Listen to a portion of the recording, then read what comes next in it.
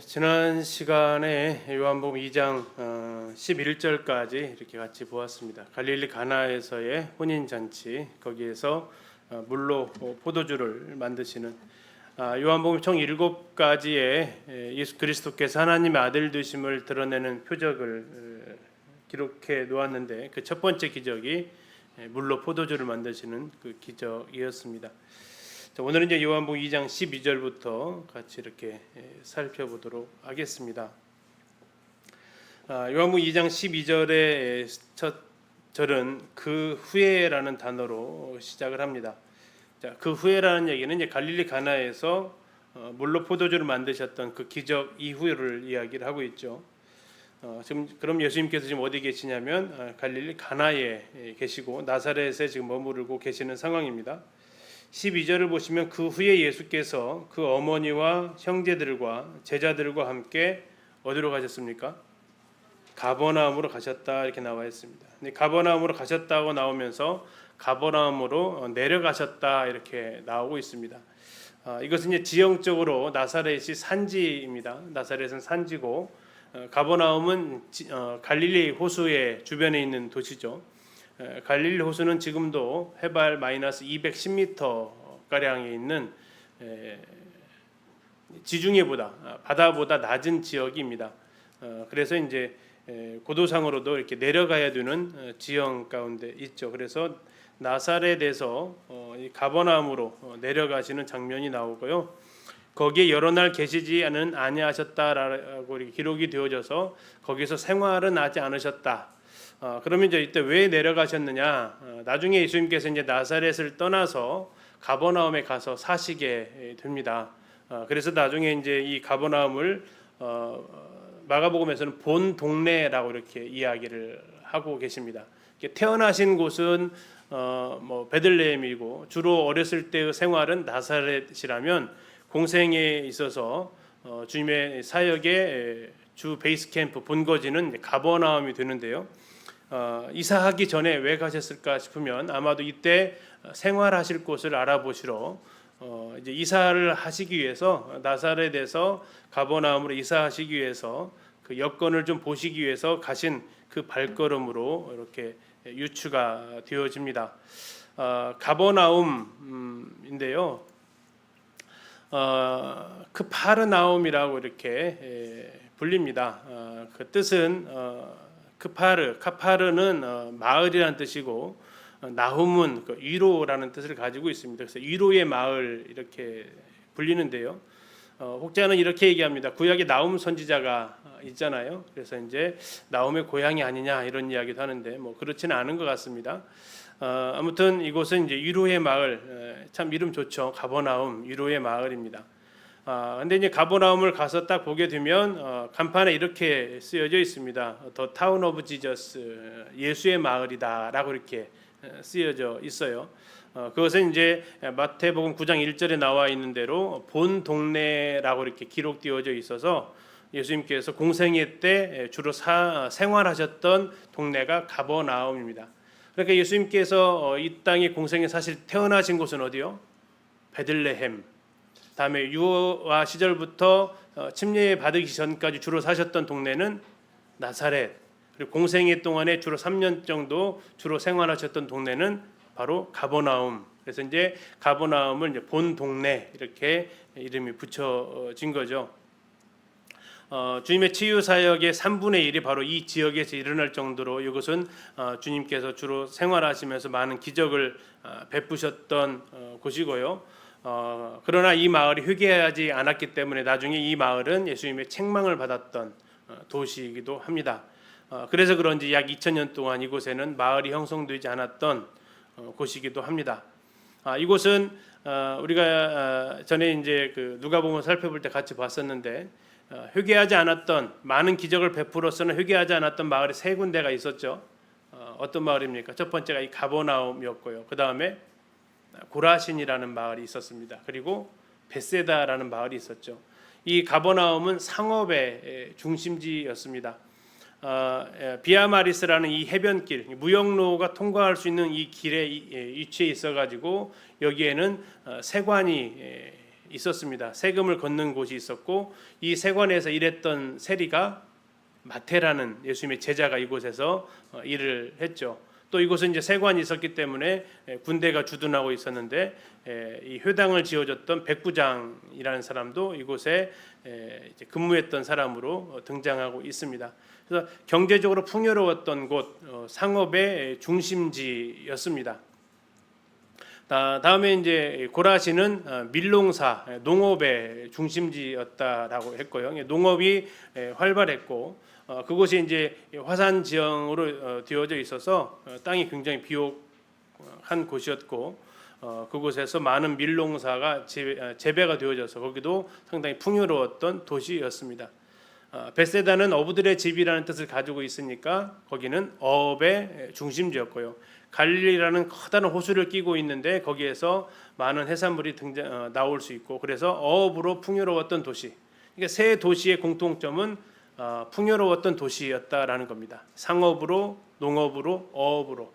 1차 산업이 발달했던 당시의 대표적인 산업들 아닙니까? 우리나라도 역시 이런 것들이 있으면 대표적인 곳인데 바로 이때 풍요로웠던 마을. 그러나 이들이 복음을 거절해서 책망 들었던 마을이 되는데 그 대표적인 마을 중에 하나가 바로 맏형격인 도시가 가버나움이라는 이 마을이 되겠습니다.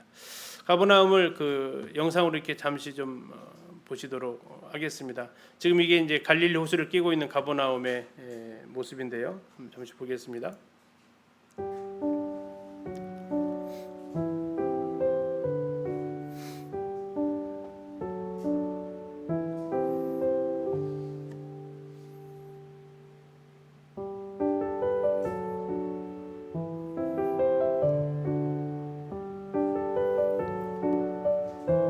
이제 보이시는 것이 이게 이제 회당이죠. 그리고 지금 팔각형으로 되어진 것이 이제 베드로의 생가터입니다.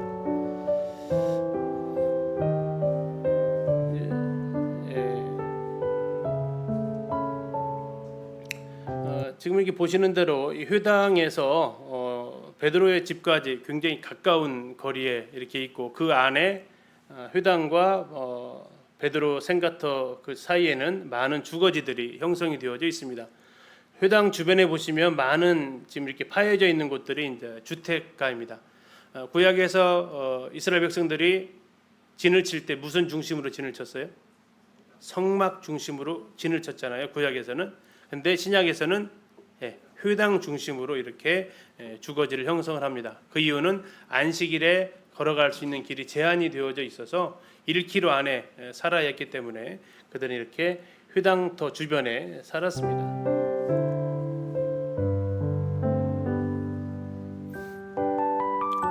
이제 갈릴리 호수를 바라보고 있는 모습이고 굉장히 평화로운 마을이지만 예수님 책망하신 이후로 마을이 들어서지 못한 곳이기도 합니다. 빨간 지붕은 이제 그리스 정교회에서 지어놓은 기념 교회고요. 여기서는 이제 카톨릭에서 지금 이 팔각형 지붕을 씌워서 베드로 생가를 지금 보호하고 있습니다. 이게 지금 회당의 모습인데 여기 원래는 지붕이 씌워져 있습니다. 그래서 2층으로 되어져 있고요. 1층에 남자들이 주로 앉고 2층에 여자들이 이렇게 앉았다고 해요. 그리고 옆에가 이제 법정입니다. 법정은 이 회당에서 그 기능까지 했는데 지붕을 씌워놓지 않습니다. 왜 지붕을 씌워놓지 않을까요? 하나님이 지켜보신다라는 그런 개념을 가지고 생각을 가지고 재판을 하도록 하기 위해서 지붕을 이게 왼쪽에는 여기다는 지붕을 씌우고 옆은 지붕 씌우지 않고 재판이 이루어지는 기능을 했던 회당의 모습도 이렇게 볼 수 있습니다.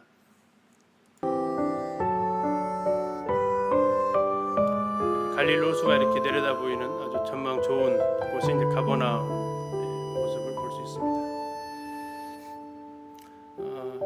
그래서 예수님께서 회당에서 나가셔서 베드로 장모의 열병을 고쳐 주셨다는 것이 바로 이렇게 가까이에 있어서 가능했던 것을 이렇게 볼 수 있습니다.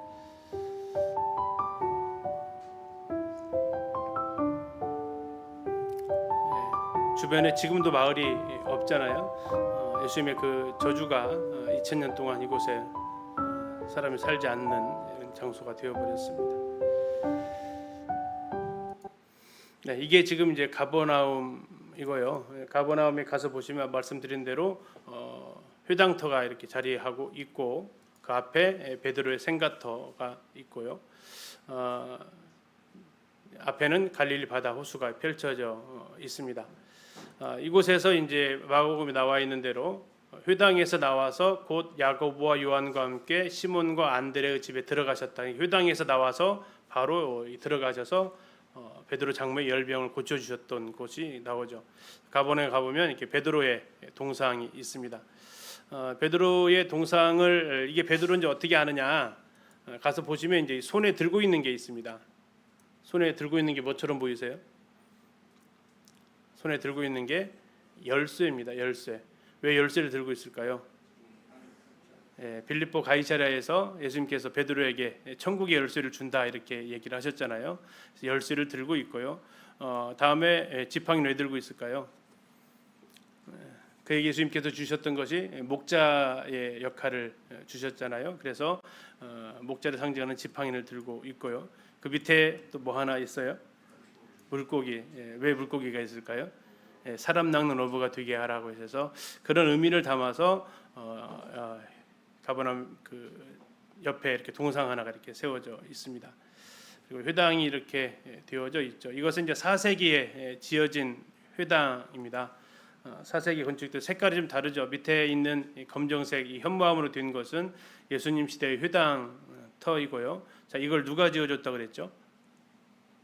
백부장 하인의 병을 고쳐 달라고 사람을 보냈던 그 백부장이 있었죠.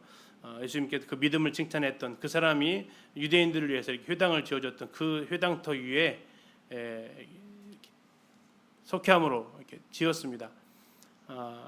밑에 있는 돌이 비싸 보이세요? 위에 있는 돌이 더 비싸 보이세요? 위에 있는 돌이 좀 있어 보이잖아요. 왜 이렇게 그러면 이게 이 밑에 있는 돌은 이 지방에서 나는 돌이고요. 이것은 수입에서 들어와야 되는 돌이에요. 그러면 4세기 때 그렇게 지었다는 얘기는 가버나움 형편이 어떻다는 얘기예요? 풍요로웠다라는 거죠. 상업의 중심지 역할을 했기 때문에 상당히 그들 나름대로 부유했던 도시여서 이렇게 수입 석재로 회당을 지을 정도였다라는 겁니다. 그래서 그것을 구분하기 위해서 거기에 써놔 있죠. 이 검정색은 예수님 당시의 회당터의 기초석이고 위에는 4세기에 지어진 회당터다라고 이렇게 되어져 있습니다. 거기에 가면은 이런 모습을 볼 수 있어요. 첫 번째는 이제 이 기둥인데요. 성전에 그 우리 소그룹도 있죠. 보아스와 야긴이라는 그것이 있는데 그것을 이렇게 형상해 놓은 그림, 돌로 다듬어 놓은 모양을 꾸며 놓은 것도 회당에 성전이 당시에 이제 없었기 때문에 그들이 이렇게 회당의 성전의 모양을 본떠서 해놨고요.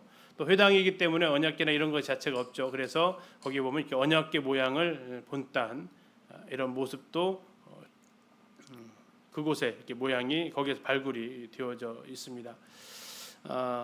이 베드로 생가터를 왜 이렇게 보호하고 있느냐? 이곳에서 이제 초대교회 성도들이 모였던 것으로 보여지고 있습니다. 이 밑에서 약 100개 이상의 십자가가 발굴되면서 나와서 성도들이 아마 베드로의 집이었기 때문에 성도들이 이곳을 초대교회에 모이는 장소로 사용된 것으로 보입니다.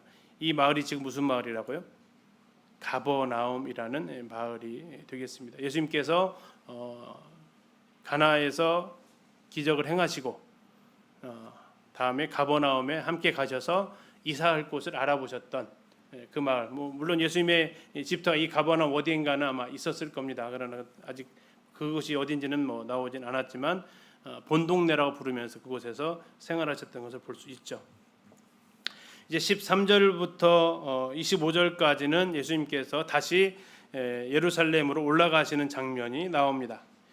13절에 유대인의 유월절이 가까운지라 이렇게 나와 있습니다. 그래서 예수님께서 어디로 가셨습니까? 예수께서 예루살렘으로 올라가셨다 이렇게 나와 있습니다. 유대인의 유월절 이렇게 나와 있죠. 어떤 느낌이 드십니까? 유월절인데 누구의 유월절이라고요? 유대인의 유월절이라고 이렇게 나와 있습니다. 레위기 23장 5절에는 이렇게 기록이 되어져 있는데요. 첫째 달 열 나흔 날 저녁은 여호와의 유월절이요 이렇게 기록되어져 있습니다. 레위기 23장에서 여호와의 유월절로 기록되어졌던 절기가 어느덧 요한복음에 와 있어서는 누구의 절기로 바뀌어 있습니까? 유대인의 유월절로 바뀌어져 있는 것을 볼 수 있습니다. 어쩌면 하나님과 관계없는 절기처럼 되어져 있는 그러면 왜 이렇게 유대인의 유월절로 불려졌느냐는 예수님께서 성전에 가셔서 하셨던 행동을 보면 왜 이렇게 유대인의 유월절로 불려졌는지를 짐작할 수 있겠죠. 14절에 가서 보니까 예수님께서 가셔서 하셨던 일이 나옵니다. 성전 안에서 소와 양과 비둘기 파는 사람들 이렇게 나와 있습니다. 그리고 돈 바꾸는 사람들이 있고요. 그리고 16절에 보면 비둘기 파는 사람들도 이렇게 나와 있습니다. 자, 성전 안에 어떤 사람들로 이렇게 가득하다고요? 장사꾼들이 가득하고 환전상들이 가득했다라는 겁니다. 그런데 이 사람들이 성전과 관련된 사람들일까요? 관련 없는 사람일까요? 관련성이 있다라는 거죠. 어떤 관련성이 있습니까? 소와 양, 비둘기, 성전에서 드려지는 제물이었다라는 거고요. 다음에 환전상은 왜 필요했을까요? 성전에 내야 되는 세겔이 있었습니다. 얼마를 냅니까? 반세겔을 내야 됐죠. 근데 반세겔을 내는데 어떤 세겔을 내야 되냐면 성전에서 받을 수 있는 돈. 쉽게 얘기하면 이렇습니다. 우리나라 돈 가지고 외국 가서 쓰면 안 되죠. 그래서 나가기 전에 뭐 합니까? 환전을 하죠. 그럼 결국 이 사람들 돈 바꾸는 사람들은 무엇을 받을까요? 수수료 떼는 거죠. 환전 수수료를 떼는 겁니다. 그리고 그다음에 이 양과 소와 비둘기 파는 사람은 왜 필요했을까요? 원래는 어떻게 해야 돼요? 가지고 와야 되는 거죠. 가지고 와야 되는데 오면서 뭐 할 수 있어요? 부정해질 수 있어요. 그래서 이곳에서 이제 직접 구입을 할 수 있는 거고 어쩌면 이제 처음 시작은 편의를 제공하는 목적일 수 있었을 겁니다. 그러나 이것이 이제 시간이 가면서 어떻게 됩니까? 이것이 이제 변질되어져 가죠. 그래서 이제 이 일로 인해서 수입을 얻는 사람들이 생기는데 그 사람들이 대제사장들과 사두개인들이 여기서 수입을 얻게 됩니다. 아무리 흠이 없는 양을 가져와도 뭐 하면 돼요? 흠 있다라고 판정을 내리면 아무 소용이 없어지게 됩니다. 그러면서 뭐라고 하죠? 저기 가서 흠 없는 양이 준비되어져 있다라고 하면 어떻게 해야 돼 이제? 울며 겨자 먹기로 흠 있는 양을 못 드리니까 그곳에 가서 양을 사서 해야겠죠. 그러면 그 양을 파는 그 가게는 양값을 어떻게 받을까요? 아주 정상적인 가격으로 받지는 않겠죠. 그리고 그 수수료를 떼어서 제사장에게 주는 거죠. 결국 이제 이렇게 되어지면서 양과 소 이렇게 사람들이 하나님 앞에 바치기 위한 이 재물을 이용해서 지금 뭐 하는 겁니까? 돈을 버는 이런 일들을 하는 거죠. 비둘기는요, 가난한 사람들을 위해서 제공하는 건데요. 이 예수님께서 이 14절 이 성경이 얼마나 참 세밀하냐면요. 소와 양과 비둘기 파는 사람들이 있는데 15절 보십시오. 노끈으로 채찍을 만드사 양이나 소를 다 내쫓으셨어요. 그렇죠? 근데 16절 보세요. 비둘기는 어떻게 하셨나 보세요. 비둘기는 어떻게 하셨어요? 내쫓았어요. 가져가라고 했어요. 왜 가져가라고 했을까요? 자, 소나 양은 내쫓아봤자 주인이 금방 잡을 수 있죠. 근데 비둘기는 내쫓으면 다 날아가 버리잖아요. 근데 이 비둘기는 가난한 사람들을 위한 거잖아요. 그래서 이 비둘기 파는 사람들한테는 가져가라 하고 소나 양은 내쫓아서 어차피 주인이 뭐 가서 이제 고삐를 잡을 수 있으니까 굉장히 세밀하게 예수님께서 이렇게 하시는 장면도 볼 수 있고요. 그러나 결과적으로 하셨던 것은 뭐냐면 16절에 나와 있는 대로 내 아버지의 집으로 무슨 집이요? 장사하는 집을 만들지 말라라는 이 표적을 하십니다. 예수님께서 성전과 관련되어진 첫 번째 사역이 바로 이 사역입니다. 성전과 관련되어진 첫 번째 사역이 성전 정결 사역이었고요. 성전과 관련된 마지막 사역은 뭘까요? 성전과 관련된 마지막 사역 역시 성전 정결 사역입니다. 마지막 유월절 때도 죽으시기 마지막 유월절 그때도 예수님 월요일날 성전에 입성하셔서 그곳에서 하셨던 것이 성전 정결 사역을 하세요. 그러니까 성전과 관련되어져서 주님께서 하셨던 첫 번째 사역과 마지막 사역이 전부 다 정결 사역을 하시는 것으로 성경은 기록하고 있습니다. 왜 그러한가? 제자들은 나중에 이것을 알게 됩니다. 17절입니다. 제자들의 성경 말씀에 주의 전, 성전이죠. 주의 전을 사모하는 열심이 나를 삼키리라 한 것. 시편 69편 9절에 있는 말씀입니다. 주의 집을 위하는 열성이 나를 삼키고 주를 비방하는 비방이 내게 미쳤나이다. 이게 메시아가 오셔서 하실 사역을 지금 예언하고 있는데 제자들이 그것을 알게 되었다라는 거죠. 처음부터 알았을까요? 주님 왜 저러실까 생각했을 거예요. 왜냐하면 저것은 너무나도 익숙한 풍경이었고 어쩌면 저것은 사람들이 편의를 위한 거였고 전혀 어색하지 않았는데 갑자기 느닷없이 오셔서 하셨던 사역이 이 소란을 일으키는 사역을 했을 때 그들은 왜 저렇게까지 하시지 아마 이해하지 못했을 것입니다. 그러나 나중에 그들이 성경을 보면서 이게 메시아의 모습이었구나라고 그들은 드디어 발견하게 되죠. 그러나 여기서의 성전은 지금 서로의 포인트가 다릅니다. 주님이 이걸 통해서 무엇을 말씀하고 싶으셨냐면 성전된 자신의 육체를 말씀하고 싶으셨고 더 나아가서 보이는 성전이 아닌 고린도전서에 나와 있는 지체된 우리 몸 또 보이지 않는 하나님의 집 교회의 모습까지 더 확장되어져서 우리가 생각해 볼 수 있는 거죠. 자, 그때 유대인들이 이제 18절 보시면요. 유대인들이 대답하여 예수께 말하기를 네가 이런 일을 행하니 무슨 표적을 우리에게 보이겠느냐. 많이 놀란 것 같습니다. 그때 예수님께서 19절에 너희가 이 성전을 헐라 내가 사흘 동안에 일으키리라 라고 얘기하십니다. 유대인들은 20절에 이 성전은 몇 년 동안 지었다고요? 46년 동안 지었습니다. 근데 아직 완성이 안 됐어요. 이 성전은 76년간 건축이 되어집니다. AD 64년경에 거의 완공이 돼요. 그러나 이제 불과 6년 정도 사용하고 로마 장군에 의해서 다시 무너져 버리는, 지어진 기간에 비하면 너무나 짧은 기간 사용하고 다시 무너져 버리는 성전이 되어졌죠. 그러나 예수님 당시에도 이미 46년 동안 계속해서 지어지고 있었던 성전이었고요. 가서 이제 이번에도 그 지하 터널 가서 보게 봤지만 돌 하나가요 어마어마한 크기입니다. 돌 하나의 크기가 13.5m예요. 13.5m면 이게 지금 예비단 우리 가로가 얼마 정도 나와요?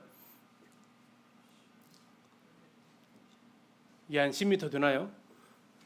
이거보다 더 큰 돌이 사용되어져 있어요. 13.5m 돌 하나 무게가 450톤 정도 나가는 돌이 그게 하나만 있는 게 아니라 쭉 쌓여져 있습니다. 자, 그래서 그들이 보기에 이 성전을 허문다라는 얘기는 도저히 불가능한 일처럼 여겨졌던 거죠. 사흘 만에 그것도 다시 세운다라는 것은 불가능하다라고 그들이 생각할 수밖에 없었습니다. 그래서 네가 3일 동안에 일으키겠느냐 했죠. 그러나 예수님께서 21절에 예수는 성전된 자기 육체를 가리켜 말씀하셨다라고 얘기하십니다. 결국 너희가 다시 한번 보시면 19절 보십시오. 이 성전을 누가 헌다고요? 자, 19절 보세요. 예수께서 대답하여 이르시되 누가 성전을 헐어요? 너희가 누구예요? 유대인들이죠. 유대인들이 이 성전이 누구라고요? 21절에 보니까 예수님의 육체라는 얘기입니다. 결국 이제 유대인들이 예수님을 뭐 할 거다는 얘기예요? 죽일 거라는 얘기죠. 그러나 예수님은 며칠 만에요? 사흘 만에 다시 일으키신다. 다시 말하면 그건 뭐예요? 부활하신다라는 얘기죠. 그래서 22절에 그것을 제자들이 잘 기억을 합니다. 22절을 보시면 죽은 자 가운데서 살아나신 후에, 죽은 자라는 것이 뭐냐면 너희가 성전을 헐라. 다음에 살아나신다라는 얘기는 일으키리라. 그래서 죽은 자 가운데서 살아나신 후에야 제자들이 이 말씀하신 것을 기억하고 성경과 예수께서 하신 말씀을 믿었더라. 여기서 말씀하신 성경은 무슨 성경일까요? 구약 성경이죠. 구약에 예수님께서 부활하실 것에 대해서 예언이 되어져 있었기 때문에 그들이 이제 알게 된 거죠. 나중에 누가복음 우리가 보았지만 예수님께서 부활하신 이후에 성경에 기록되어진 자신에 대한 예언을 쭉 설명을 또 해주시기도 하셨습니다. 결국 이 제자들은 이 사건을 통해서, 요한은 나중에 추억을 합니다. 이 사건을 통해서 두 가지를 기억을 해내는 거죠. 그래, 성전을 향한 주님의 열심이 계셨고 하나님의 전을 향한 주님의 열심이 계셨고 또 이 성전을 자신의 몸에 비유하시면서 자신이 죽은 다음에 사흘 후에 부활하신다고 약속하셨지. 지금 계속해서 뭘 얘기하냐면 이분이 하나님의 아들이시다라는 것을 지금 말하고 있는 겁니다. 요한은.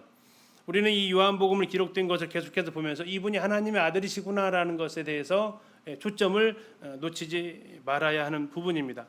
결국 그분은 자신의 죽음도 아셨고 그분은 또한 누가 일으키신대요? 19절 보세요. 누가 일으키신대요?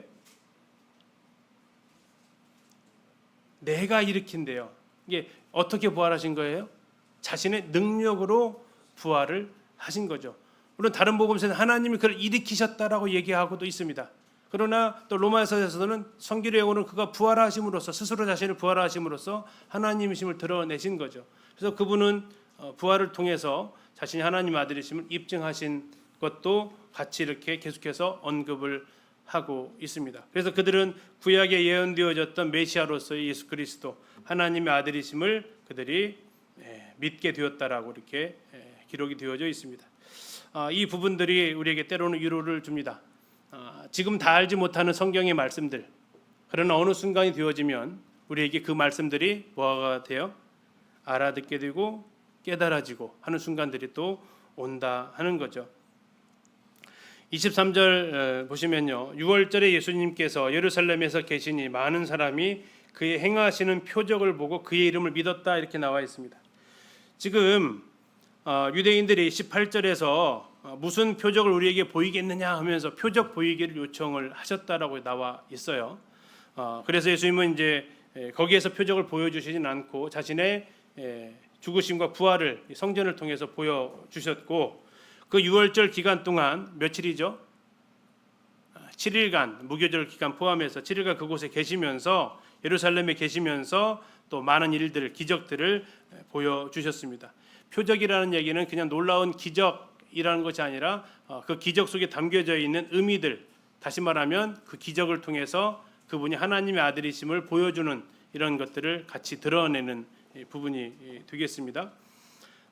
자, 그래서 이제 믿었으나 이렇게 나와 있다겠죠. 믿었으나 24절 예수는 그의 몸을 그들에게 의탁하지 아니하셨으니, 여기서 의탁한다라는 것도 동일한 23절에 쓰여 있는 믿음과 같은 단어가 쓰였다 그렇게 말씀을 드렸습니다.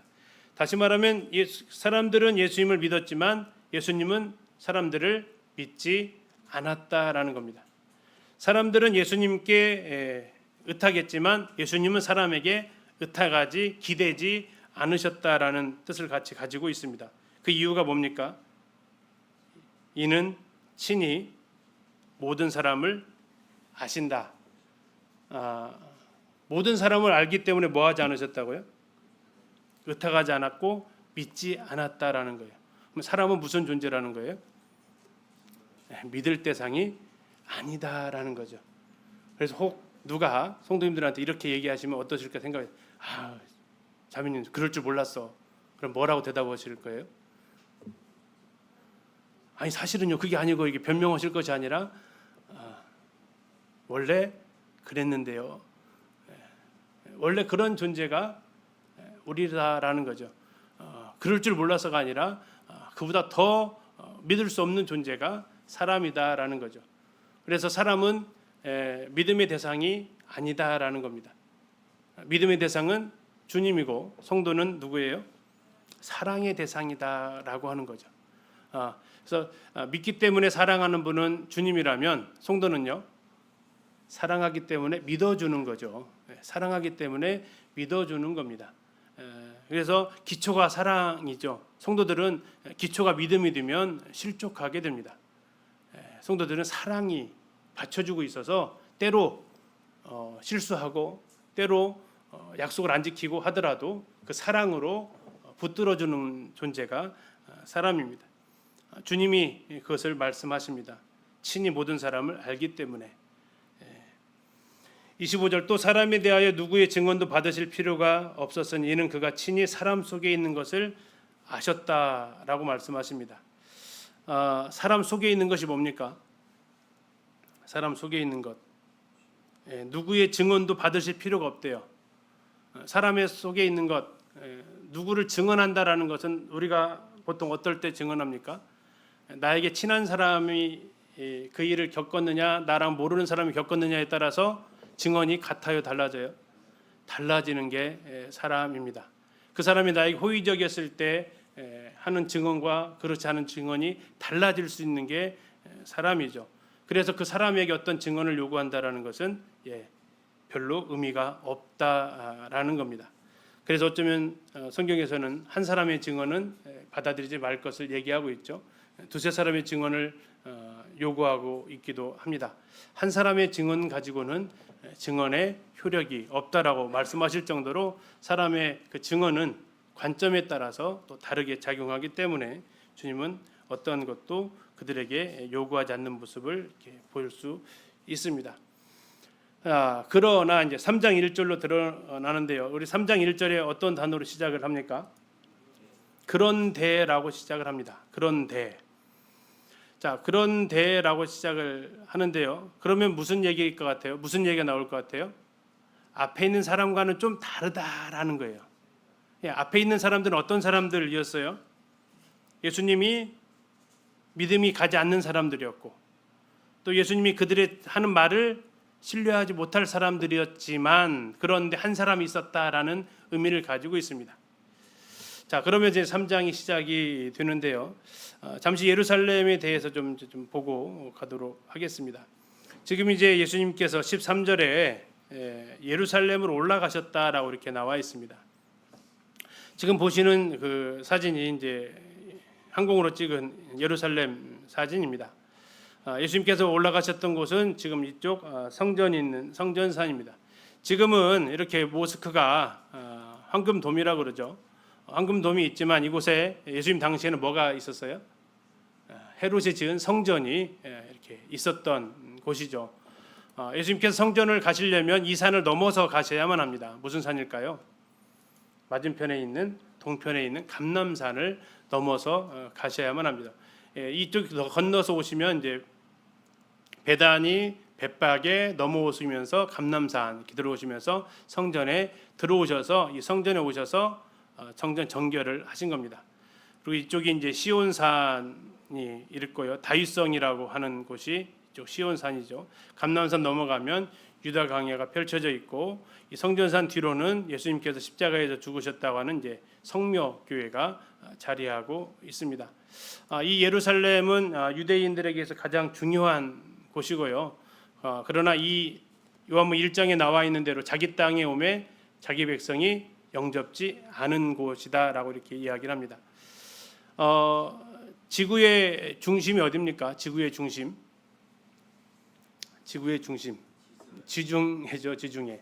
성경에서는 세계 중심에 있는 나라를 이스라엘이다라고 에스겔서에서 말씀하고 있어요. 세계 중심에 있는 나라는 중국이 아닙니다. 중국은 자기가 중심이라고 해서 가운데 중자를 쓰잖아요. 그러나 이제 성경에서 말하는 것은 중국이 세계의 중심이 아니고 이스라엘이 성경의 중심이다라고 성경은 기록하고 있습니다. 그러면 이스라엘의 중심은 어딜까요? 무슨 도시일까요? 이스라엘의 중심, 제일 중요한 도시 예루살렘이겠죠. 이스라엘의 제일 중요한 도시는 예루살렘입니다. 그러면 예루살렘에서 제일 중요한 곳은 어딜까요? 그렇죠. 이 성전산입니다. 성전산. 이 성전산에서 제일 중요한 곳은요, 성전이고요. 성전에서 제일 중요한 곳은 지성소가 되는 거죠.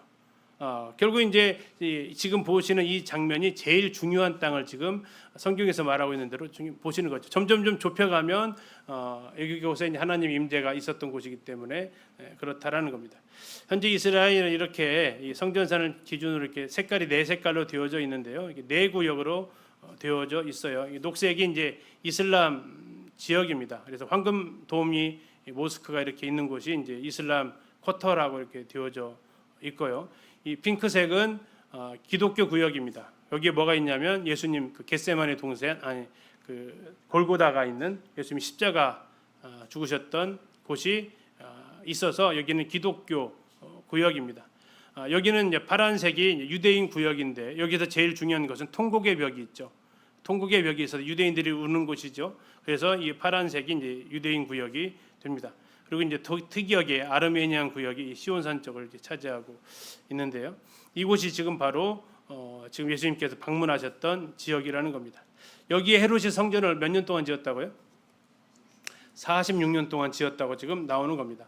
자, 어떻게 지었냐면 처음부터 이렇게 평평한 땅이 아니라 이렇게 골짜기는 메웠습니다. 대대적인 토목 공사를 시행을 한 거죠. 그리고 골짜기는 메우고 높은 곳은 깎아내고 하면서 대대적인 공사를 하느라고 그렇게 시간이 굉장히 많이 걸렸던 곳이죠.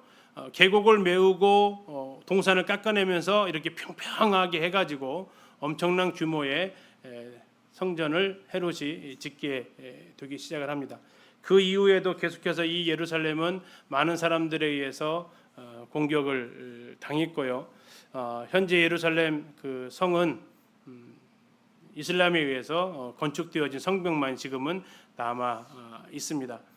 이스라엘은 그 부서지고 세우고 부서지고 세워서 텔이라는 인공 언덕이 있다고 하는데 예루살렘은 텔이 없어요. 예루살렘은 지으면 싹 깨끗이 치워버립니다. 그리고 치우고 짓고. 그래서 이제 이게 역사가 오래되었음에도 불구하고 이제 좀 다른 곳과 좀 특이한 부분인데 이스라엘이 이제 이렇게 크기가 초기에 다윗 때부터 시작해서 나중에 예수님 이후 멸망할 때까지 이렇게 점점 커가는 이런 장면을 발전해가는 장면도 볼 수 있고요.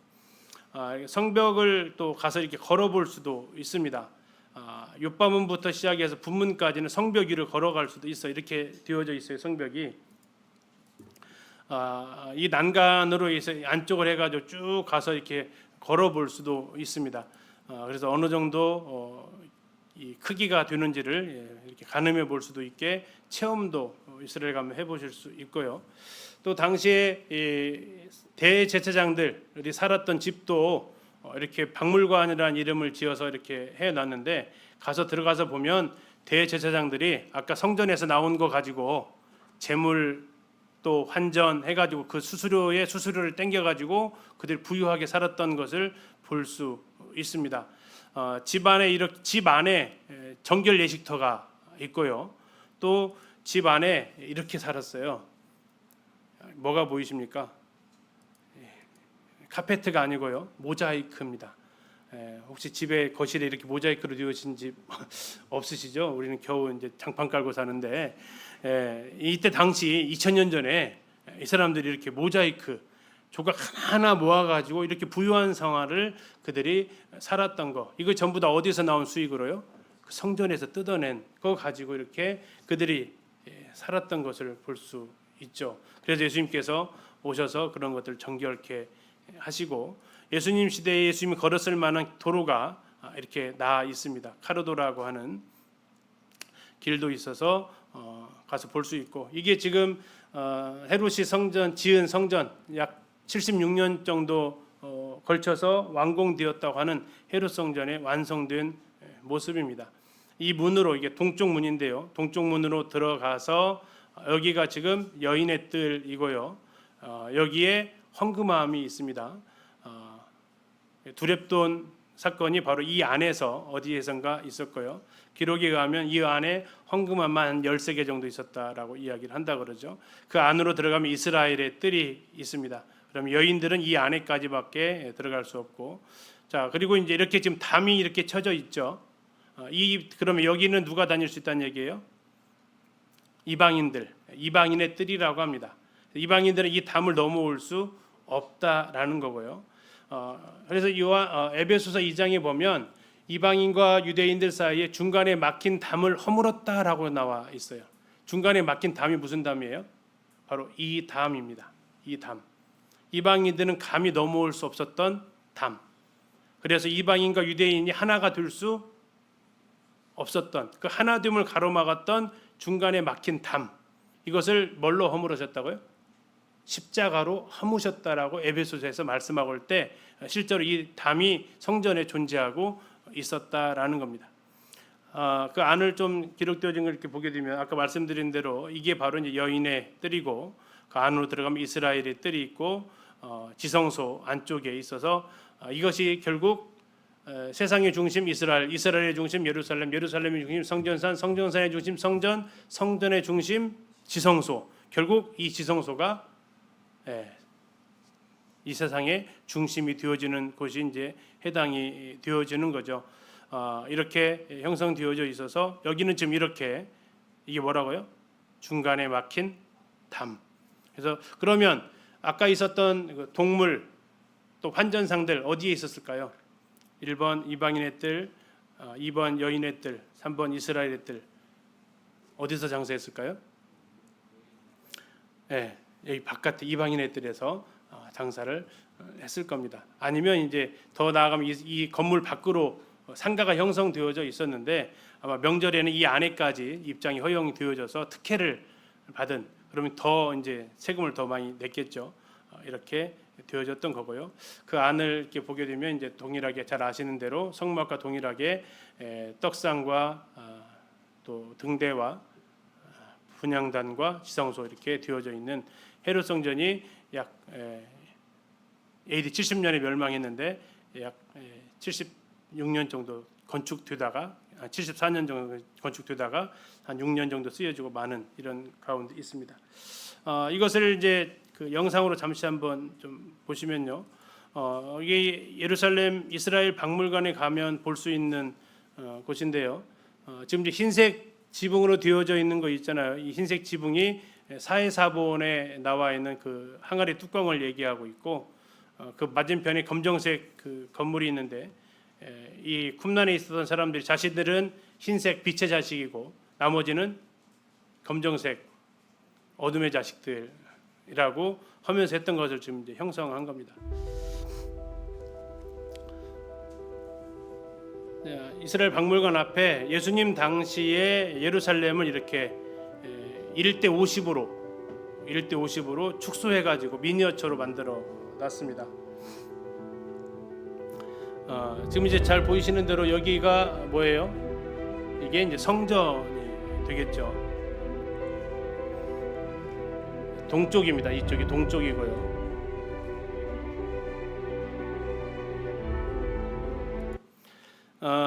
이쪽이 이제 동쪽이 되니까 이쪽으로 들어가면 이제 이게 성전으로 이제 들어가는 길이고, 사람들은 이 밑으로 해가지고 훌다 게이트라고 하는데 이 밑으로 해서 이게 지금 점으로 잠깐 보이시죠? 이게 지금 이제 출구입니다. 출구. 이 안으로 들어오면 이방인들이 여기까지는 들어올 수 있었습니다.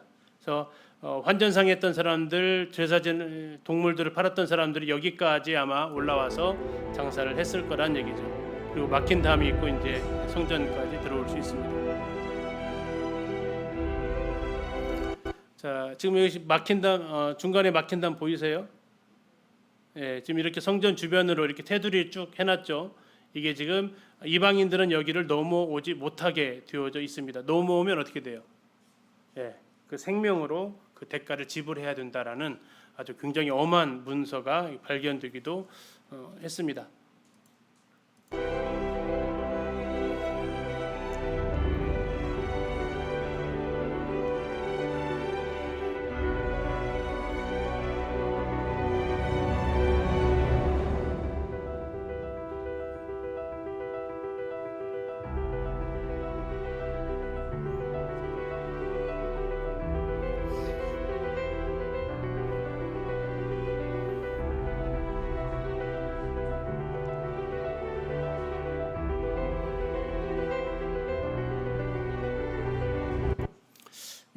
지금 이게 정사각형, 사각형으로 보여지는 건물 두 개가 이렇게 있는데요.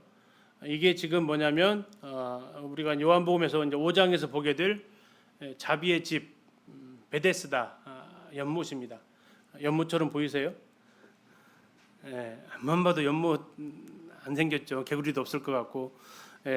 그래서 이제 우리 성경에서는 베데스다 연못으로 번역되어 있지만 이게 베데스다고요.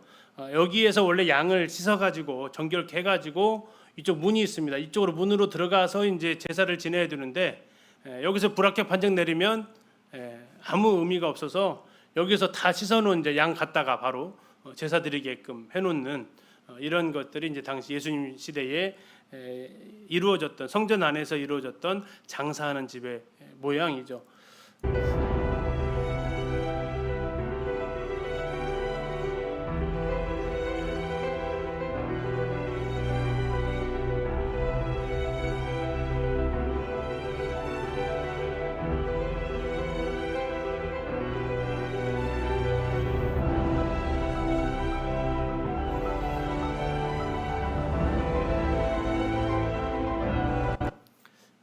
지금 이게 갑자기 나가졌어요.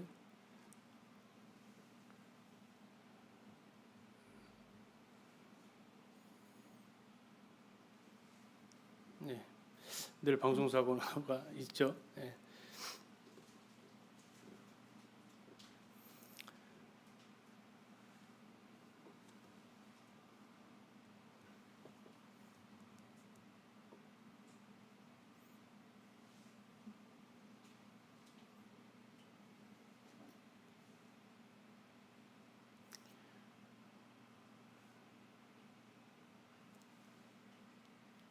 신호가 돌아간 것 같아요. 예, 예.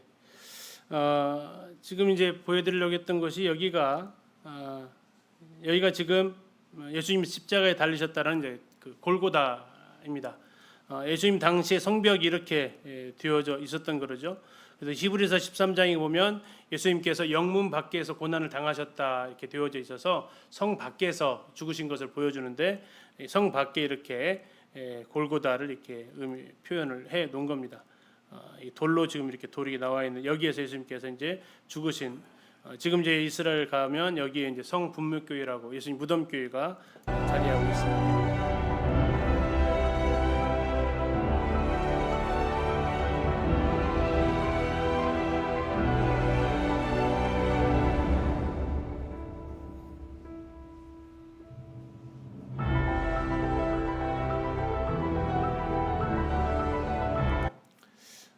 그래서 여기가 이제 안토니아 요새라고 해서 예수님께서 이제 십자가 판결에 처음 판결을 받으셔서 채찍 맞고 가시면류관 쓰셨던 곳으로 해서 이제 여기서부터 출발해가지고 어디까지 가냐면 여기까지 골고다까지 가는 길이 이제 비아 돌로로사 십자가의 길이다라고 이렇게 이야기를 하고요.